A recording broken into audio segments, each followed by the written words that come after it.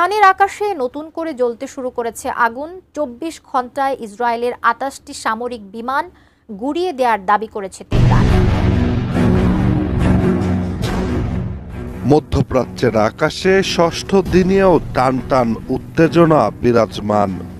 ইরানের সামরিক বাহিনী দাবি করেছে গত ২৪ ঘন্টায় তারা ইসরায়েলের ২৮টি আক্রমণকারী লক্ষ্যবস্তু শনাক্ত ও ভূপাতিত করতে সক্ষম হয়েছে, যার মধ্যে একটি ছিল ইসরায়েলি হারমেস গোয়েন্দা ড্রোন। এটি ইরানের সংবেদনশীল অঞ্চল পর্যবেক্ষণ করছিল।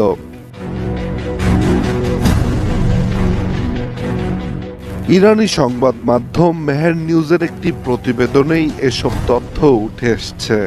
মূলত ১৩ জুন থেকে শুরু হওয়া ইসরায়েলি হামলার জবাবে খুব কম সময়ের ব্যবধানে ইরানও পাল্টা ক্ষেপণাস্ত্র ও ড্রোন হামলা চালায়।